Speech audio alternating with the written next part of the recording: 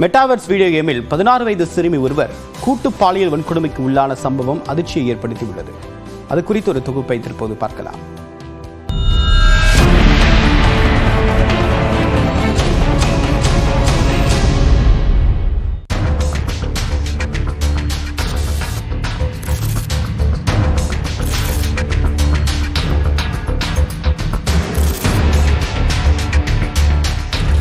நாம் வாழும் இந்த மெய் உலகத்திற்கு அப்பால் ஒரு மெய்நிகர் உலகத்திற்கு நம்மை அழைத்துச் செல்லும் தொழில்நுட்பத்திற்கு பெயர் மெட்டாவர்ஸ்.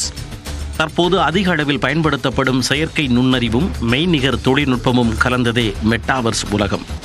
பூமியின் எல்லையை கடந்து மனதளவில் எந்த கிரகத்திலும் சென்று நமது நண்பர்களுடன் விளையாடவும் பால் வீதியில் பறக்கவும் வைக்கிறது இந்த மெட்டாவர்ஸ் தொழில்நுட்பம்.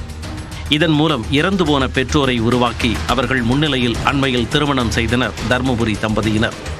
அது மட்டுமன்றி அலுவலக பணியை பகிர்ந்து கொள்ளவும் வங்கிகளில் பரிவர்த்தனைகளை மேற்கொள்ளவும் பயன்படுத்துகிறார்கள் வெளிநாட்டினர்.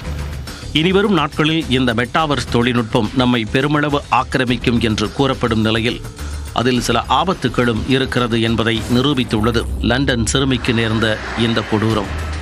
ஆம், மெட்டாவர்ஸில் விளையாடி கொண்டிருந்த போது அந்த கேமிலேயே கூட்டு பாலியல் வன்கொடுமைக்கு ஆளாகியுள்ளார் 16 வயது சிறுமி.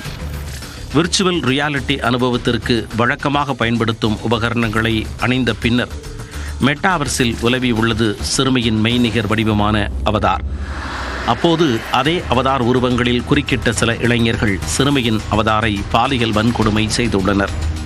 இதனால் அந்த சிறுமிக்கு உடல் ரீதியாக பாதிப்புகள் இல்லாவிட்டாலும் பலாத்காரத்திற்கு ஆளாகும் பெண்ணுக்கான அத்தனை கொடுமைகளையும் மன ரீதியாக அனுபவித்ததாக புகார் தெரிவித்துள்ளார் அந்த சிறுமி. இதையடுத்து சிறுமியை மன ரீதியாக பாலியல் வன்கொடுமைக்கு ஆளாக்கியவர்கள் குறித்து விசாரணையை தொடங்கியுள்ளது லண்டன் போலீஸ். முதல் மெட்டாவர்ஸ் பாலியல் வன்கொடுமை குறித்து எப்படி விசாரிப்பது, என்ன தண்டனை வழங்குவது என்பது குறித்து விழிபிதுங்கி நிற்கிறது லண்டன் போலீஸ். இத்தகைய சம்பவங்கள் மனதளவில் பெரிய அளவு பாதிப்பை ஏற்படுத்தும் என்கிறார்கள் வல்லுநர்கள். இதில் என்ன ஆகுது, மெட்டாவர்ஸ்ங்கிற ஒரு வீடியோ கேமில் நீங்கள் இந்த காதில் ஹெட்செட்லாம் போட்டுட்டு நின்றுட்டு அது காதில் போட்டு நீங்கள் இருந்தீங்கன்னாக்கா அப்படியே ஒரு மவுண்டன் கிளிஃப் வரைக்கும் போகும், அப்படியே விடுற மாதிரி இருக்கும். நீங்கள் நின்றுட்டே இருக்கும்போது உங்களை அறியாமல் உங்கள் உடம்பு ஆடும். ஏன்னா நீங்கள் வீட்டில் நின்றுட்டு இருப்பீங்க, சோஃபாவில் உட்காந்து கேம் பார்த்துட்டு இருப்பீங்க. என்ன எஃபெக்ட் இருக்குன்னாக்கா நிஜமாவே நீங்கள் பறக்கிறீங்களோ நிஜமாக விழுந்துட்டீங்களோன்ற மாதிரி எஃபெக்ட் ஏற்படும். அது வர்ச்சுவல் ரியாலிட்டி உலகத்துக்குள்ளே போயிட்டு நீங்கள் அந்த கேரக்டராக ஒன்று நீங்கள் பாவித்துக் கொள்கிறீர்கள்.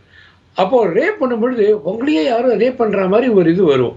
நீங்கள் அதை ஆஃப் பண்ணிட்டு வெளியில் வந்த பிறகு கூட சில மணி நேரங்களுக்கோ சில நிமிடங்களுக்கோ சில பேருக்கு சில நாட்களுக்கு கூட அந்த எஃபெக்ட் அந்த இம்பேக்டும் இருக்கும். அப்படியே உடலளவில் எந்த பாதிப்பும் இல்லாமல் மனதளவில் மிகவும் பாதிக்கப்படுவீர்கள். இது மிகப்பெரிய ஆபத்து.